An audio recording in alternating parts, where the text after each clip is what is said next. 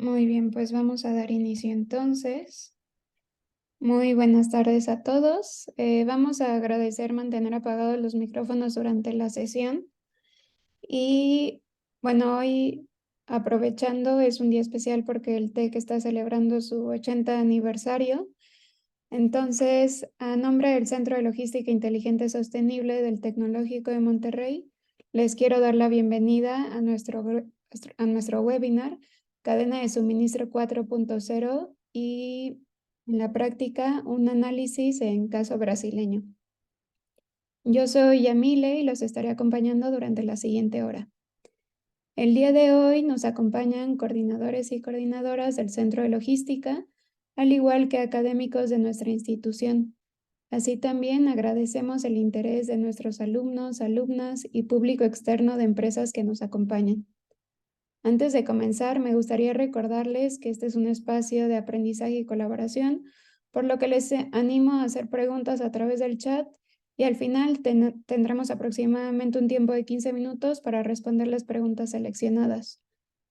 Hoy tenemos el honor de contar como invitado especial al doctor Néstor Fabián Ayala, quien compartirá con nosotros su conocimiento y experiencia.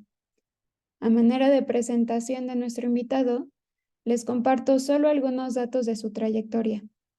El doctor Néstor Fabián Ayala es profesor en el programa de posgrado en Ingeniería de Producción y coordinador del curso de especialización en Industria 4.0 y Transformación Digital de la Universidad do Rio Grande do Sul.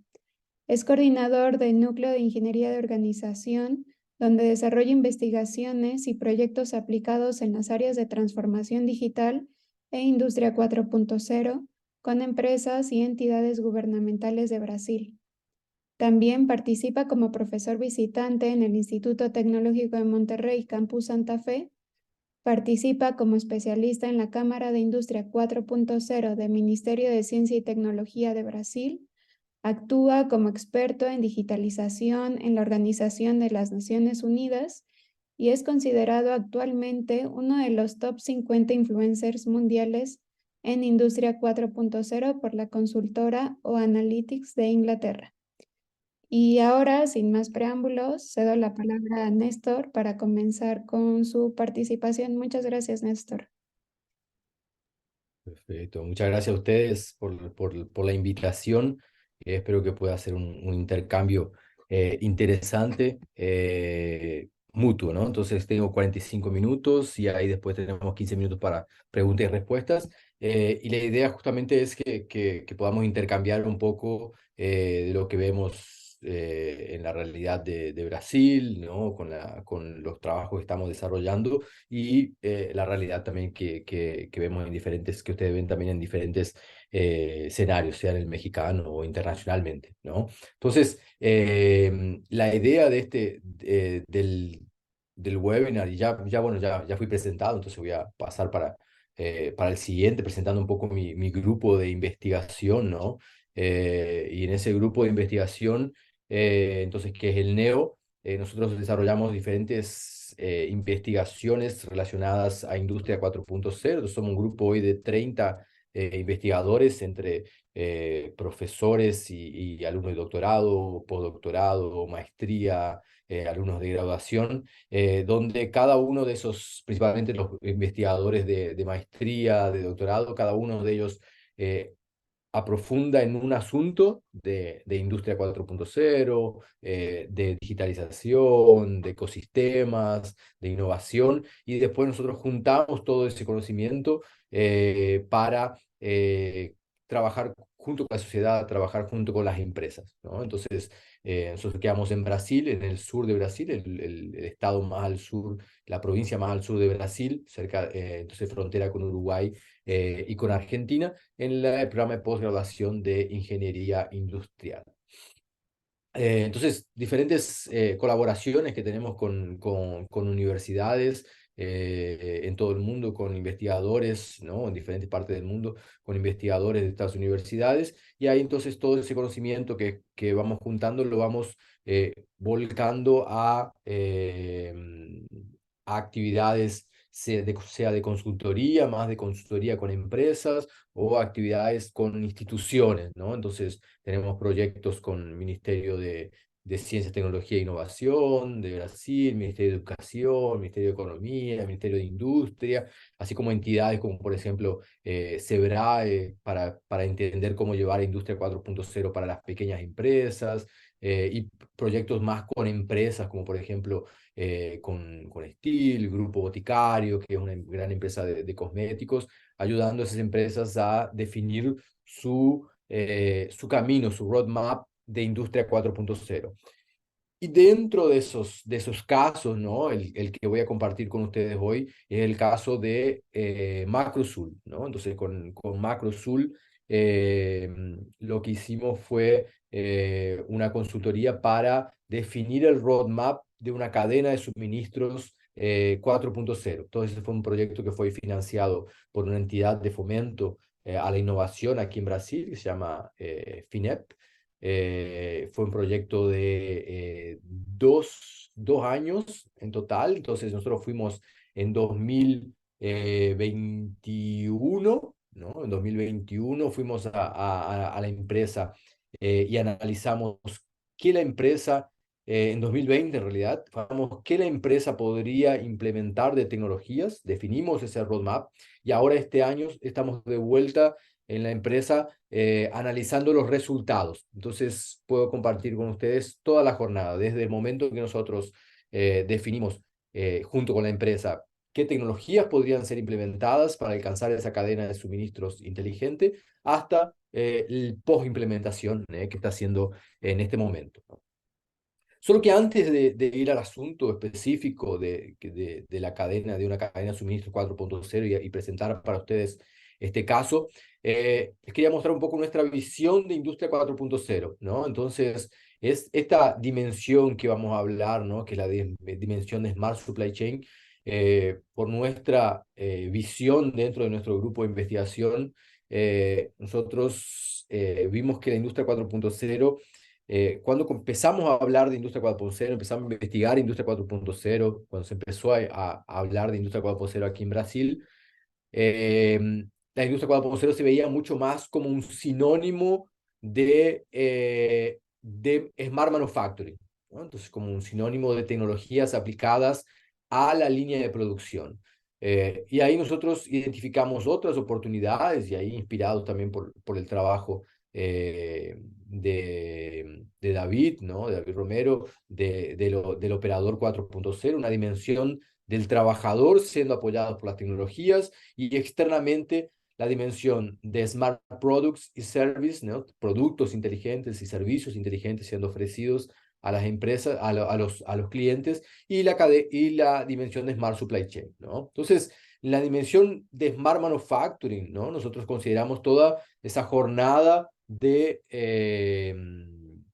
madurez, ¿no? De Acatec, ¿no? Desde la empresa tener visibilidad, saber qué está pasando en la empresa, a por qué está pasando, tener esa transparencia, pasar para una capacidad predictiva de entender qué va a pasar, y llegar hasta la capacidad de adaptabilidad, ¿no? Y eso también lo estamos viendo en Brasil, y haciendo ya un contexto, ¿no? Para lo que vamos a ver en la cadena de suministros.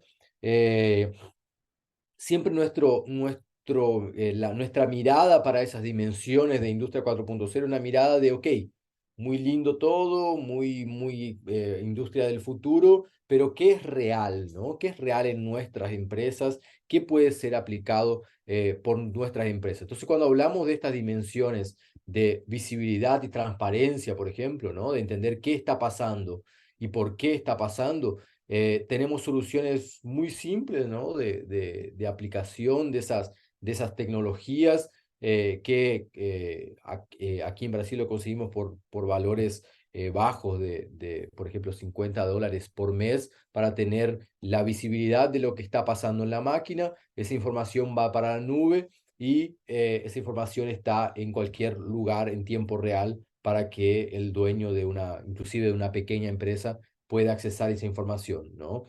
Lo mismo cuando hablamos manutención, mantenimiento predictivo, ¿no? Entonces también otra empresa, otro caso que acompañamos acá en Brasil, ¿no? Por $60 por mes, ya tiene una capacidad predictiva. Entonces, viendo esas dimensiones, lo que nosotros buscamos hacer siempre en Brasil, no es el caso de lo que vamos a hablar hoy, ¿no? Entonces, por eso lo estoy pasando de forma más rápida, pero sí siempre trayendo de una forma, ok, ¿no? ¿Cómo eso puede ser aplicado de una forma simple, de una forma barata y para la realidad de lo que tenemos aquí en Brasil, ¿no? La dimensión de Smart Working, ¿no? Como dije, entonces esa dimensión que nos permite ver las personas siendo parte de un sistema de industria 4.0, entonces no, cuando se habla de industria 4.0, normalmente se piensa en las tecnologías, las empresas piensan en la tecnología como siendo aplicadas para una sustitución, y eso realmente pasa, ¿no? En las empresas, pero también hay otras opciones de implementación de tecnología, otros objetivos de implementación de la tecnología. Entonces, en un primer nivel, ok, la sustitución, entonces un robot entrando al lugar de la persona y haciendo lo que la persona hacía, pero también la posibilidad de otras aplicaciones de la industria 4.0 cuando decimos, ok, no, yo quiero que esa actividad continúe siendo realizada por personas, ¿no? Y ahí, ok, pero yo no puedo ser tan dependiente de una única persona. Entonces, este es un caso, por ejemplo, de la ACO, que hace los tractores de la Massey Ferguson, donde ellos tenían una dependencia de esta persona sigue trabajando, ¿no? Es un inspector de calidad, pero tenía una dependencia de esa persona de solamente él sabía hacer correctamente la inspección de calidad. Entonces, hicieron un deskilling. ¿Qué sería un deskilling? Sacar el conocimiento, podríamos decir, ¿no? Extraer el conocimiento, cómo él hace la inspección de calidad, que él mira cuando va a hacer la inspección de calidad y poniéndola dentro de un Smart Glass, en este caso el de Google Glass, ¿no? Entonces, cualquier persona que vista ese Smart Glass tiene la posibilidad de hacer esa actividad, ¿no? Siguiendo el paso a paso que el Smart Glass le va pasando. La parte de reskilling, también cómo podemos usar tecnología para reducir la línea de la curva de aprendizaje, ¿no? De nuestros funcionarios, ¿no? Entonces, ok, él va a tener una realidad diferente, va a tener que trabajar en un puesto diferente, y como es el caso acá de la Renault de Brasil, la persona es entrenada en realidad virtual primero, ¿no? Y después, cuando va al puesto de trabajo, ya sabe lo que tiene que hacer, ya entiende su puesto de trabajo, y ya la curva de aprendizaje es mucho más rápida, ¿no? Entonces, una aplicación de, ok, la persona va a seguir haciendo, pero no, la actividad no la voy a sustituir por una automatización, pero ella va a ser mucho más rápida, va a ser mucho más eficiente en su integración para el puesto de trabajo.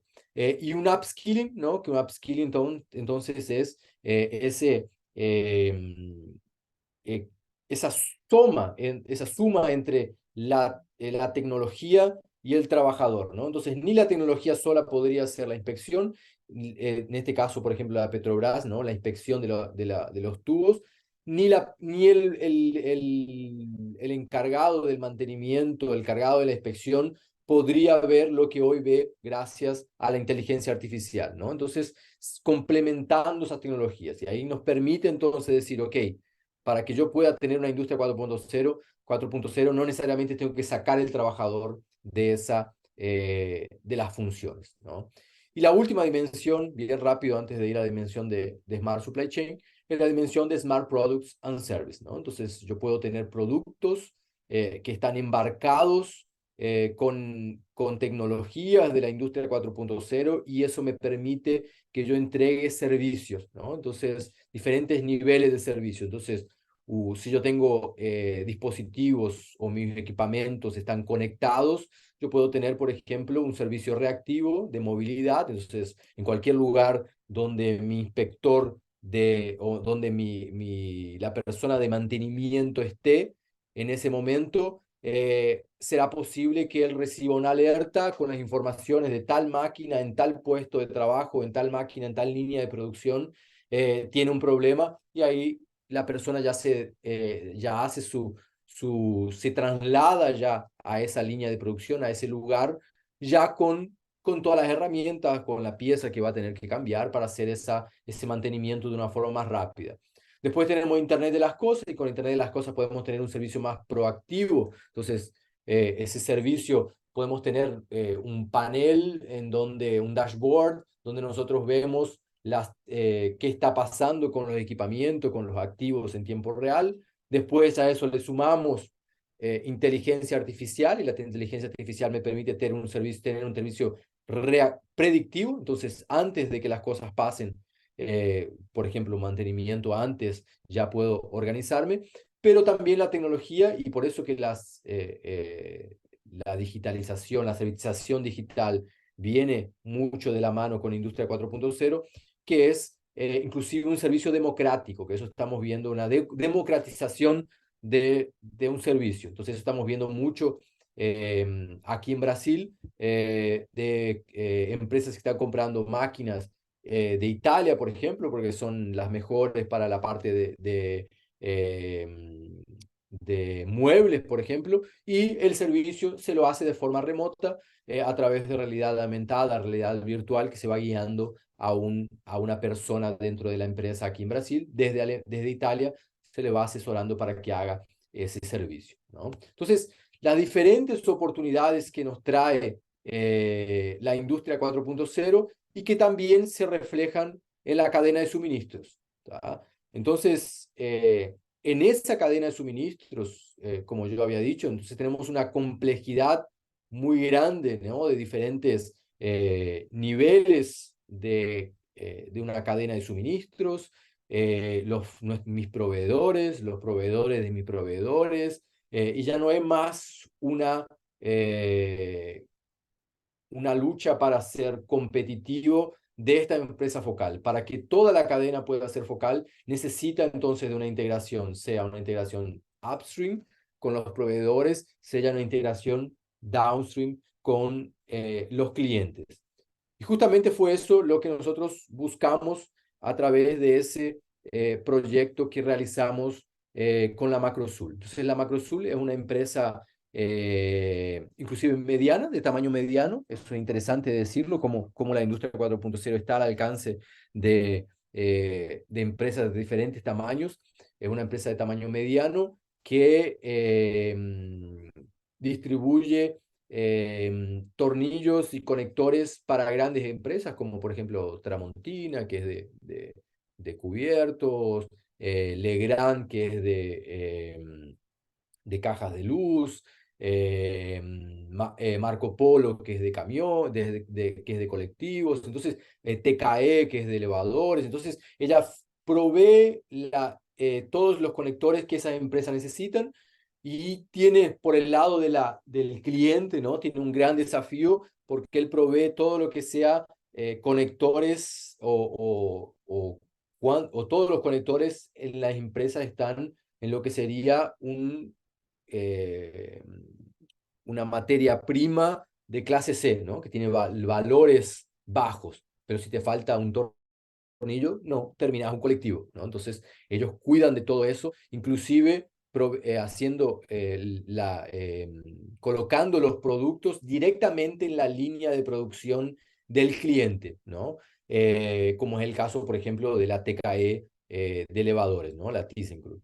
Entonces, ellos necesitan tener una velocidad muy rápida de conocer en qué momento el cliente utilizó el material para que ellos puedan enviar un nuevo lote o una nueva cantidad de producto al cliente. Cuanto más reduzcan ese volumen, mayor la flexibilidad. Entonces, cuanto más ágiles ellos puedan ser, mayor va a ser la flexibilidad si el cliente en algún momento cambia sus necesidades, ¿no? Al mismo tiempo, ellos tienen toda una cadena, ¿no? Del acero atrás de ellos, porque ellos no fabrican los tornillos, ellos los compran los tornillos de diferentes proveedores con las características que ellos desarrollaron, ¿no? Entonces ellos son Ellos entregan soluciones de conectividad. Entonces, los clientes les solicitan, ok, yo tengo que pegar esta parte con esta otra parte. ¿Cuál va a ser el conector que voy a utilizar? Entonces la Macrosul desarrolla eso como empresa focal y lo terceriza la fabricación a proveedores entonces de tornillos, grandes proveedores de tornillos que quedan inclusive en otras provincias. Macrosul queda en Río Grande do Sul, en el sur, y tiene muchos de los proveedores, que nosotros inclusive los visitamos, que quedan en San Pablo, por ejemplo, ¿no? Entonces, existe una complejidad logística, ¿no? Tanto de los clientes cuanto de los proveedores y una realidad diferente. Entonces, cuando nosotros realizamos este roadmap junto con la empresa, y ahí ya empieza un aprendizaje tal vez, ¿no? Una lección aprendida de lo que es un roadmap de industria 4.0, en este caso un roadmap de una Smart Supply Chain. Muchas veces nosotros pensamos que va a ser algo lineal y no necesariamente es lineal. Si ustedes se fijan aquí en este roadmap de la Macrosul, lo que primero tendría que conseguir la Macrosul sería la conectividad punta a punta, ¿no? Está en portugués aquí, porque lo saqué de la presentación justamente del proyecto de Macrosul. La conectividad punta a punta. Teniendo la conectividad, después voy a entrar en cada uno de estos elementos, teniendo la conectividad de punta a punta, no necesariamente tengo un único camino para seguir. Entonces, en este caso, fíjense, la conectividad de punta a punta me habilita para que tenga una torre de control y después de la torre de control yo puedo tener una análisis automatizada de tomada de decisión. Después de eso puedo tener una replanificación en tiempo real o puedo tomar la decisión de hacer otro camino, ¿no? Que es, ok, la conectividad de punta a punta me permite ofrecer algo que mis clientes me están pidiendo, que es el monitoreo confiable de sus pedidos. Los clientes tienen un interés muy grande de que cuando hacen un pedido, hoy o antes de este proyecto, la única forma de saber si el pedido, imagínense, una empresa que está en su línea de producción y que depende que la línea de producción no pare de los tornillos que yo le voy a enviar. Entonces, todo el tiempo estaban llamando a la empresa diciendo,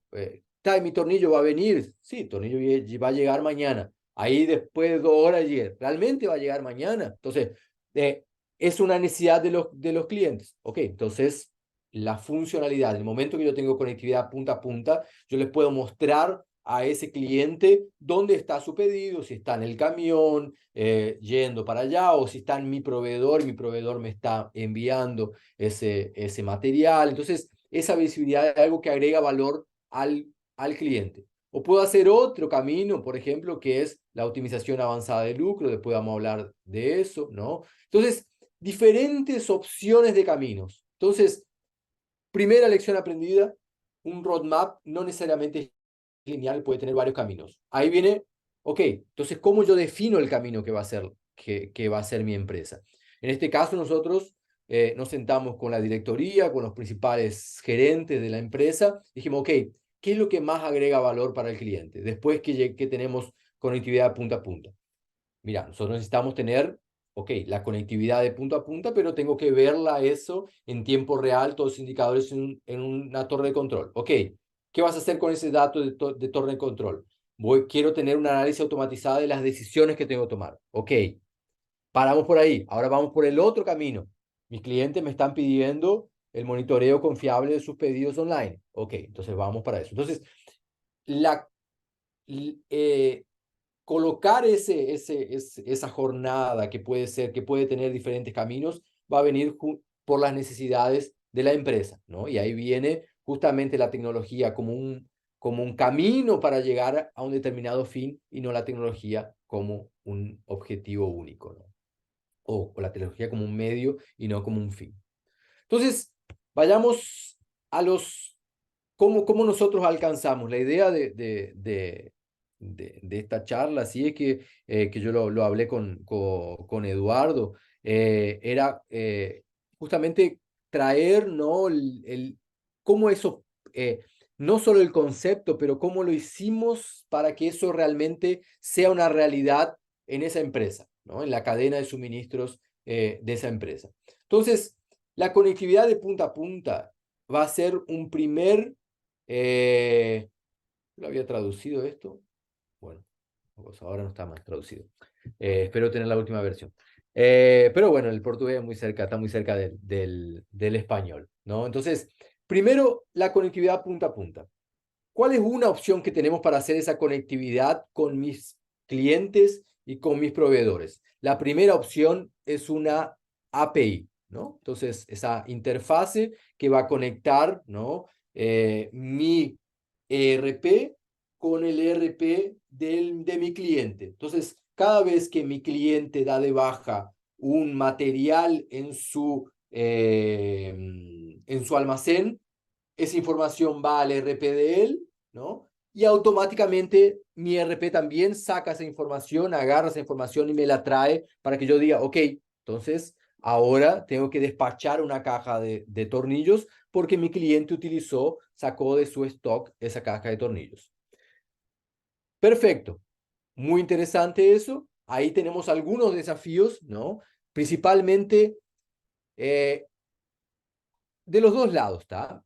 En los clientes, en el caso de esta empresa, los clientes son grandes multinacionales. Entonces, normalmente la información que está en el RP son informaciones confiables, ¿no? Entonces, realmente el producto salió del almacén, fue a la línea de producción, eso significa que ese producto yo tengo que mandar otro. El desafío que nosotros encontramos fue con los proveedores, porque hay diferentes proveedores, algunos de ellos avanzados, otros no tan avanzados, que no necesariamente la información que estaba en el RP era la información real, ¿no? Entonces, ustedes deben conocer varios casos en donde la empresa vende, por ejemplo, un producto y porque en el sistema está apareciendo que ese producto está en stock y cuando va a su stock no está el lugar, ¿no? Entonces, alguien se olvidó de dar de baja ese material, lo vendió y se olvidó de dar de baja, ¿no? Entonces, esa es una primer barrera que encontramos con empresas, principalmente proveedores, ¿no? Entonces, para que funcione una conectividad de punta a punta, no es solo la tecnología de conectarme con con el RP de mi proveedor. También tengo que demostrar a ese proveedor y tal vez hasta darle una asesoría de cómo utilizar correctamente, ¿no? Cómo hacer un sistema que se mantenga actualizado en tiempo real, como por ejemplo un WMS, ¿no? Para mantener su stock actualizado. Primer desafío. ¿Tá? Segundo desafío que tuvimos con los clientes, ¿no? Íbamos a los clientes y decía, me interesa mucho conectarme con tu empresa. Yo creo que eso nos va a agregar mucho valor porque voy a tener una velocidad, me vas a poder proveer con una mayor velocidad y yo voy a tener, mermar mis riesgos de que falte tornillos, ¿no? En mi línea de producción, pero resulta que hablé con la directoría y la directoría me dice, mira, nosotros somos una empresa multinacional que seguimos directrices de nuestra matriz en Alemania. Entonces, es muy difícil, imposible diría, que nuestro TI te deje conectar tu ERP a mi ERP con una API. ¿Ah? Y ahí viene entonces nosotros, ok, ¿qué tecnología podríamos utilizar si no me deja que me conecte al RP? Ahí me van a decir, no, pero el RP no escribe en el RP, la API no escribe en el RP del cliente, no importa. Tecnología de información no quiere saber, dice, no, nadie se conecta de ninguna forma a mi RP. Está, ok. ¿Cómo hacemos para derrubar, terminar o saltar esa barrera, ¿no? Eh, y haciendo un paréntesis, se me traba la lengua porque hace 15 años que vivo acá en Brasil y hace un tiempo que no hablo español. Entonces, si me aparecen las palabras ahí en portugués, perdónenme por eso. Eh, entonces, ¿cómo pasar por esa barrera? La alternativa para aquellos clientes que no nos dejaron conectarnos, ¿no? A través de una API fue lo que fue llamado de Kanban 4.0, que es esta foto aquí, ¿no? Entonces, esta es la forma que está el Kanban en el cliente, ¿no? Entonces, cada vez que el cliente saca una caja de acá porque se gastó todos los tornillos, ¿no? Se gastaron todos los tornillos de esta caja. Él va a levantar esta caja y la va a colocar aquí arriba para que la persona, ¿no? Que está haciendo el replenishment, ¿no? Está sustituyendo esas cajas vacías por cajas con tornillos, ¿no? Dentro de la línea de producción, por ejemplo, de la ThyssenKrupp. Ella ve que hay una caja acá, dice, ok, ellos necesitan de mí, voy a agarrar esa caja y voy a sustituirla, ¿no? Entonces el modelo de Kanban tradicional. ¿Qué sería un Kanban 4.0 o qué nosotros llamamos de un Kanban 4.0? Cada vez que una caja es colocada aquí arriba, tiene un lector, tiene un RFID, ese RFID es leído por este sensor, ¿no? Y dice, se colocó una caja. ¿De qué era esa caja? De tal tornillo. Ok, entonces esta información ya va directo a la MacroSul diciendo, en este momento, a esta hora, se usó tal caja de tornillos, ¿no? Entonces, la información que antes tardaba 2 días en llegar, en ese caso, por ejemplo, hoy llega en tiempo real. Y eso significa toda la diferencia. ¿Por qué?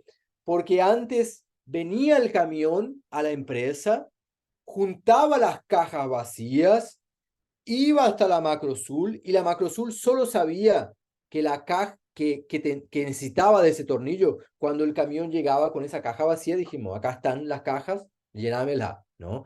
Y ahí tardaba todavía un otro día para volver el camión lleno de tornillos. Ahora eso se hace automáticamente. Tengo un camión que justamente está yendo para allá, le mando ya los tornillos que necesita, ¿no? Y ahí lo único que necesitamos del cliente fue que nos dé acceso a su Wi-Fi. Ahí ellos dijeron, no, Wi-Fi, sin problema, te doy acceso, ok. Entonces, una forma de que la tecnología la utilizamos dependiendo de la cultura del cliente. Si ese cliente no nos deja conectarnos de una forma, nos conectamos de otra forma. ¿Tá?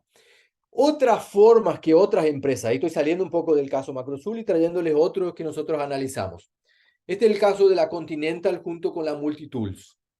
La Multitools es una empresa a la cual Continental eh, terceriza algunos servicios de productos y que utiliza moldes para hacer esos productos, ¿no? Entonces la Continental tenía una dificultad de que ella ya llegó a un determinado nivel de excelencia dentro de su empresa y esa excelencia se veía interrumpida, podemos decirlo, porque a veces Multitools no mandaba lo que tenía que mandar y ahí la línea se paraba, la línea de producción. Entonces dijeron, no, yo necesito tener ojos en mi proveedor. ¿Cómo hicieron esos ojos en proveedor? Colocando estos sensores. ¿Tá? Entonces también tampoco es un sensor caro. En este caso cuesta $800 este sensor. ¿Por qué? Porque ese sensor, ¿qué va a medir? Él va a medir la vibración. Dependiendo de la vibración de este molde, yo sé si el producto final de ese que está saliendo de ese molde tiene una calidad ok, o si tengo que tener cuidado porque alguna vibración fue hecha diferente de lo que debería ser y ese producto puede estar condenado. Entonces yo, antes de que ese producto salga de la multitud, yo ya sé, mira, tal producto tiene un problema, ¿tá? Entonces, podemos mirarlo, podemos examinarlo, vamos a ver si está todo bien. O yo estoy viendo que no estás produciendo. ¿Por qué no estás produciendo? ¿Qué está pasando? ¿No? Y entonces, la empresa focal Continental teniendo esa posibilidad de tener ojos en su cliente para ayudarle en esa productividad. ¿Tá? Entonces, ese proyecto, por ejemplo, de ese proyecto, tuvo un payback de menos de un año. Otro caso, ahora estamos hablando de visibilidad en el cliente.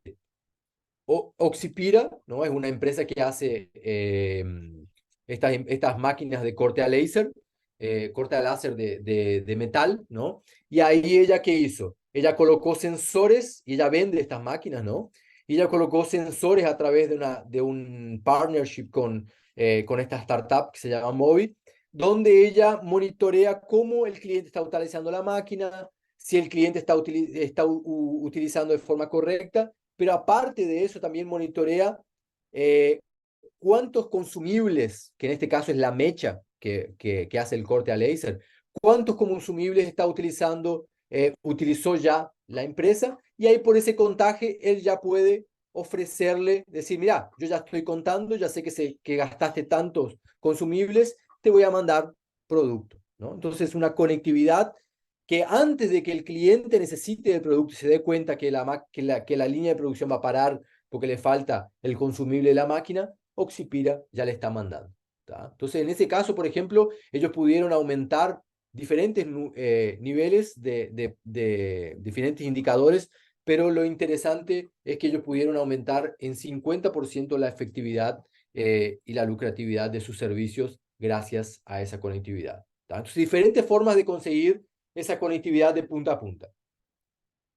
Ok, ¿qué sería entonces, ahora que tengo la conectividad punta a punta, qué sería esa torre de control que es bastante famosa, ¿no?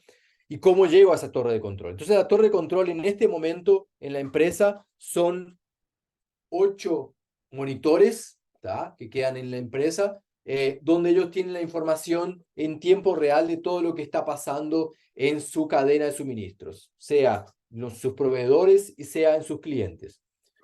Ok, interesante eso, ¿no? Todos los indicadores. ¿Qué fue necesario? ¿Cuál fue el desafío para que eso realmente sea posible dentro de la MacroSul? La integración de sistemas, ¿no? Entonces la MacroSul tenía diferentes sistemas, un sistema para entrega, otro sistema para pedidos, otro sistema para integración con los clientes, diferentes sistemas. ¿Cuál fue la clave para que eso realmente funcione? Un proveedor de ERP flexible. Entonces, ese proveedor de ERP, que una pequeña empresa, ese proveedor de ERP, fue la que dijo, ok, yo voy a abrazar esto y todos los sistemas de alguna forma van a conversar con mi ERP, ¿no? Entonces, eso hizo posible entonces la integración de los sistemas para que toda la información sea eh, presentada a través de un Power BI en diferentes indicadores a través de ese dashboard.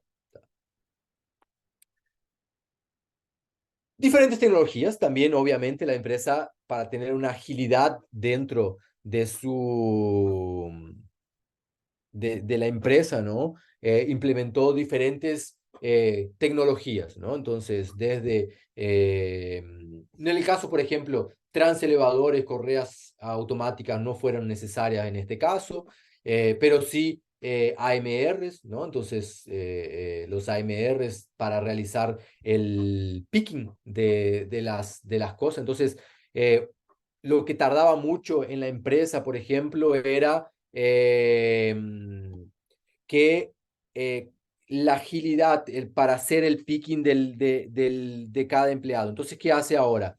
El funcionario sigue al robot, ¿no? Y el robot le va mostrando, ok, ahora para en este lugar, acá están las cosas, ok, ponela, ahora seguimos. Entonces, el robot le va mostrando el camino y va haciendo la ruta más eficiente dentro del galpón de almacenaje de la empresa, ¿no? Entonces ese es el caso de esta empresa. Otros casos que nosotros vimos, por ejemplo, en otra empresa que es la Florense, que es una gran empresa de muebles de aquí de Río Grande do Sul, que también hicimos un proyecto con ellos. Ellos tenían una dificultad de encontrar productos dentro de su fábrica. Entonces, por ejemplo, pedazos de muebles o partes de muebles se perdían dentro de la fábrica. Dicen, no, acá hay un agujero negro dentro de mi fábrica, se pierden las partes de los muebles y ahí no podían entregar al cliente. Entonces, ¿qué hicieron? Ahora colocan etiquetas de RFID en cada uno de los productos, de las piezas, y ahí tienen portales distribuidos en la línea de producción, que cuando se pierde algo ya saben, no, se perdió en tal parte de la línea de producción. Vamos a buscarla que debe estar allá, ¿no? Entonces, eso también le permite una agilidad interna a la empresa, ¿no?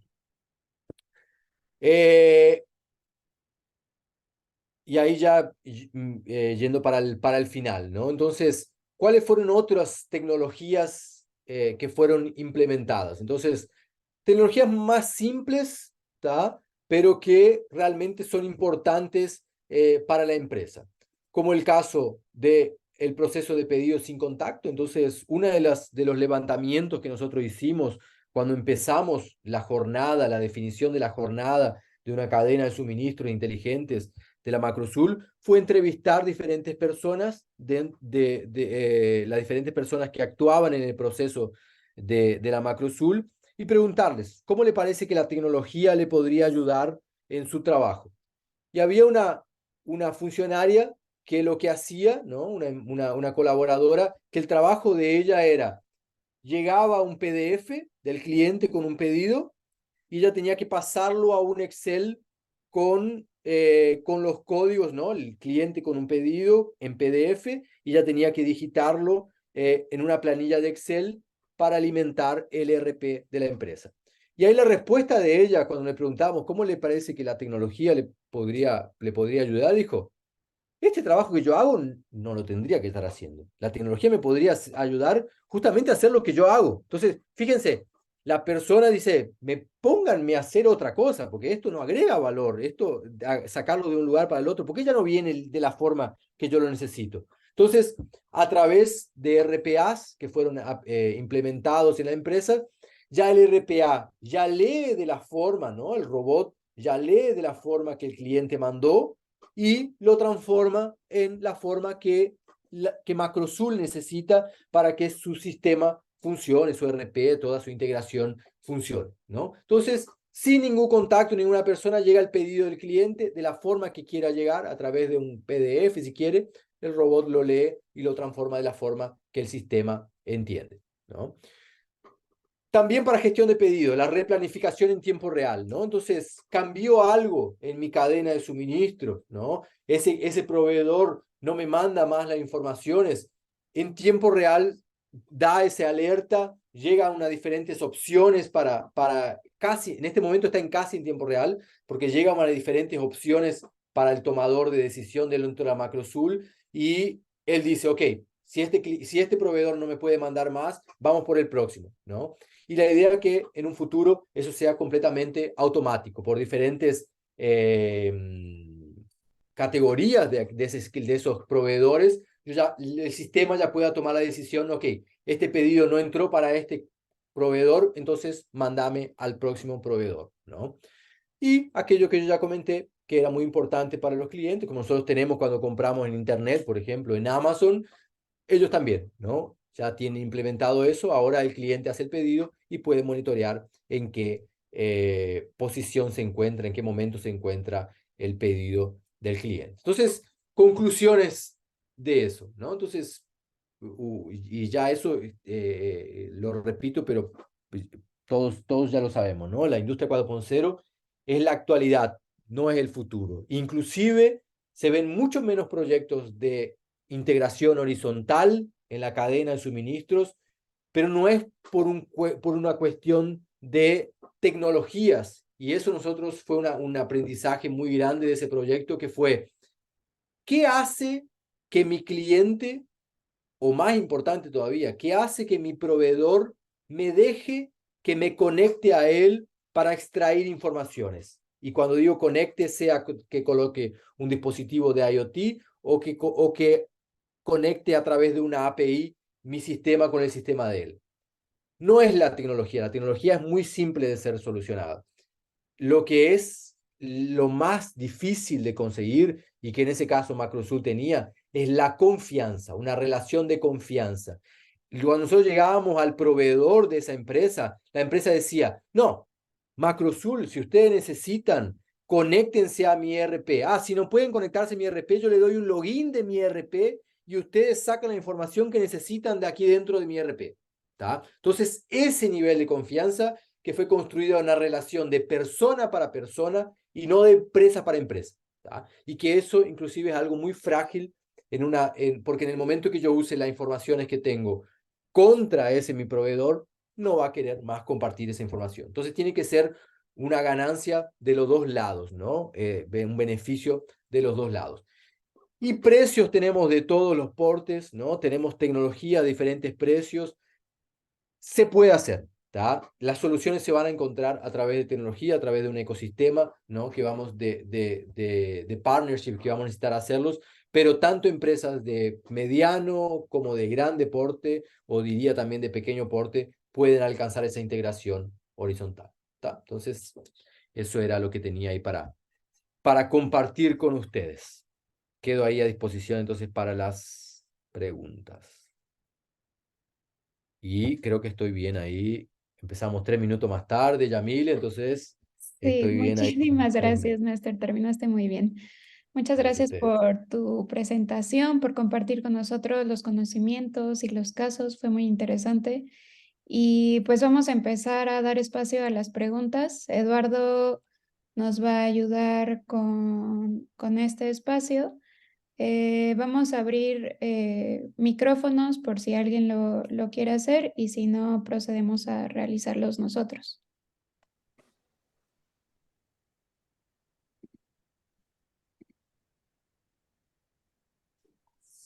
Bueno, mientras se anima la audiencia, Néstor, muchísimas gracias por tu participación. Tengo acá algunas preguntas que nos hizo llegar la audiencia. Me gustaría, por respeto y por el orden en el que fueron llegando, las haciendo y algunas otras más que seguramente se nos van a ir ocurriendo después de escuchar tus respuestas. Cuando Perfecto. mencionabas esa conectividad entre empresas a través de accesar o no accesar al ERP, eh, tuvimos una pregunta en el público que nos decía que si la API a la que se referencia es lo mismo, es similar al EDI, este famoso intercambio de datos electrónico. No me recuerdo qué es el EDI, pero pero explico cómo funciona la API, ¿no? La API va en una interfase que me va a permitir que me conecte al ERP de la empresa, pero que solo reciba datos. Entonces él va allá y él va a buscar información y dice, ok, ¿qué información necesitas? Ah, te voy a liberar solamente la información de aquella línea de producción, de aquel material, ¿no? Y ahí entonces él va a tomar esa información del ERP del cliente y me lo trae a mi ERP y lo alimenta directamente. Simple así, una interfase. Ahora tendría que buscar cuál es la definición de API porque me olvidé. Pero es justamente solo para conectar un sistema al otro. Él no escribe en el sistema del cliente, él solo busca información. ¿Tá? Perfecto. No, no sé si, Miguel, con eso queda resuelta la duda o quieras ampliar Sí, la muchas pregunta. gracias. Perfecto. Entonces, Application Programming Interface, ese es eso es lo que significa la API. Entonces, justamente es una aplicación que vaya, busca una información que vos le estás diciendo, ok, te voy a dar esa información y ahí me la trae a mi sistema. Entonces, es inofensiva para quien está dando la información, ¿no? Pero igual, las empresas no les gusta conectar nada, ¿no? Algunas sí, otras no. Por eso necesitamos alternativas. Perfecto. Por otra parte, Carlos Beltrán, ¿no? Yo respondo la segunda, la presentación o la grabación sí la vamos a tener compartida. Y Carlos Beltrán nos pregunta, eh, me gustaría saber si han escuchado de Industria 5.0 en la que se pone al ser humano en el centro y si este enfoque está aún lejano. No, está muy cerca, muy cerca. Entonces, la industria 4.0 tiene tres pilares. La industria 5.0 tiene tres pilares. Uno es el de resiliencia, ¿no?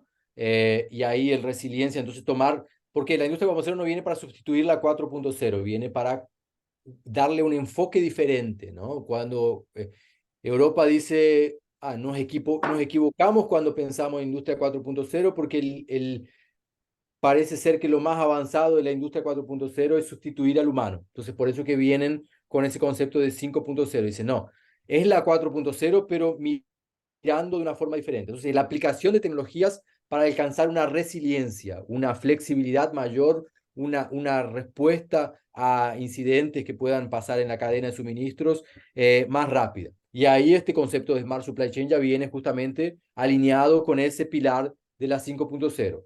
El otro concepto el otro pilar es la sostenibilidad, ¿no? Entonces voy a implementar tecnologías de la industria 4.0, sí, pero esa tecnología me trae también un beneficio ambiental, me trae un beneficio social, entonces también voy a colocar eso en mi cuenta. Y el caso, como fue colocado por Carlos, también del ser humano. Y el ser humano siempre estuvo en el centro de las empresas que están implementando Industria 4.0, por lo menos aquí en Brasil. Todas las empresas que nosotros conversamos y hablamos con decenas de empresas, todas decían, no, yo no tengo en ningún momento tengo la idea de eliminar al trabajador de mi línea de producción. En realidad, yo sé que y la mano de obra es relativamente barata en nuestros países, tanto en México como aquí en Brasil. Entonces no tiene sentido eliminar el trabajador solo por eliminarlo. Entonces siempre estuvo el trabajador en el centro y la industria 5.0 viene para dar una énfasis todavía mayor, ¿no? Decir, esa tecnología yo la voy a adaptar al tipo, sabiendo que no necesito sacar al trabajador del centro, de la línea de producción. Entonces, ¿qué tecnología puedo implementar para que sacarle el máximo a ese trabajador y no tratar siempre de eliminarlo? Entonces, una visión diferente, pero sí, las empresas están mirando ya para eso, pero yo podría decir que ya nuestras empresas en Latinoamérica ya venían haciendo esa industria 5.0. Siempre fue la mirada que le dieron a las tecnologías, ¿no? Perfecto. Me gustaría saber si hay alguna otra pregunta en el público, si no procedemos con otras más que han surgido. Adelante, Eduardo. Muy buenas noches para todos y gracias, Néstor, por tu ponencia. Eh, de acuerdo a tu experiencia comparando Brasil, México como naciones, ¿en qué grado consideras el desarrollo de Industria 4.0 en cada una de ellas? Haciendo un benchmarking. No conozco tanto la realidad de México para poder compararlo, ¿sí? Pero sí puedo decir en qué momento estamos acá y ahí ustedes me dicen en qué momento entienden que están en México, ¿sí? Eh, Hasta 2018, 2019, cada vez que se hacía una charla sobre Industria 4.0, eran siempre las mismas empresas que daban la charla, siempre las mismas, ¿tá? Siempre hay a ACO, John Deere, esas grandes multinacionales. Eh, Hoy, la mayoría de las grandes empresas están haciendo Industria 4.0 están en diferentes madurez, ¿tá? Pero la mayoría está pensando en Industria 4.0. Entonces no es algo extraño para las grandes empresas Industria 4.0. Entonces, sensoriamiento, diferentes alternativas de sensoriamiento para tener visibilidad en tiempo real. Y las otras empresas, las que ya en 2019, 2020 estaban haciendo Industria 4.0, hoy están en un otro momento que es hasta 2021, 2022, las empresas implementaban tecnologías. Ellas tenían esa rueda de las 9 tecnologías de la industria 4.0 y decían, robots colaborativos, ¿tengo o no tengo? No tengo, entonces voy a implementar. Inteligencia artificial, no tengo, voy a implementar. Integración vertical. Hoy no.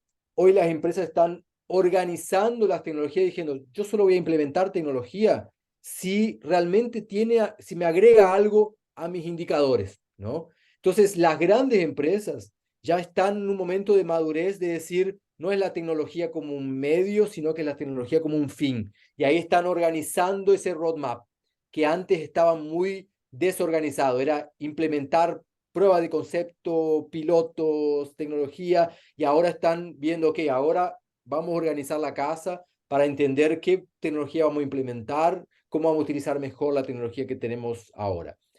Y también estamos en un momento en el que se está buscando llevar Industria 4.0 para las pequeñas empresas ya, ¿no? Entonces estamos con varios proyectos en andamiento acá en Brasil. Nosotros tenemos uno inclusive con Sebrae, donde estamos haciendo hicimos un benchmarking internacional de iniciativas en 10 países de digitalización de pequeñas empresas de industria. Y ahora en octubre vamos a hacer un workshop donde estamos trayendo especialistas de cada uno de esos países representantes. Entonces, todos los BRICS, de México está viniendo representante de la CONCAMIN, estamos trayendo, nosotros estamos bancando todos para poder tener esos especialistas. Del BRICS, de México, Unión Europea también y Alemania, donde vamos a discutir cómo llevar la industria 4.0 para las pequeñas empresas. Pero eso ya también no es realidad. La discusión no es tanto de las tecnologías si pueden ser aplicadas a las pequeñas empresas, es mucho más cómo evangelizamos las pequeñas empresas para que ellas sepan que pueden implementar industria 4.0. Entonces yo diría que estamos bastante avanzados. Tenemos mucho camino, ¿no? Porque es un país muy grande, casi como México también es, pero sí se ve mucho y hay un incentivo muy grande a la implementación de esas tecnologías. Muchas gracias, Néstor, por tu respuesta. Muy amable. Buenas noches. Gracias, Eduardo. Pues me parece ser que estamos llegando al final de la reunión.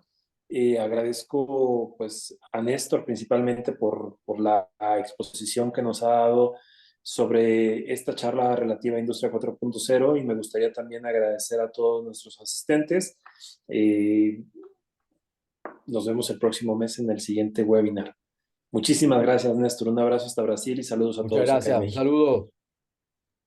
Gracias, Gracias. Néstor. Buenas noches. Gracias. Hasta luego. Chao. Gracias. Buenas noches. Buenas noches.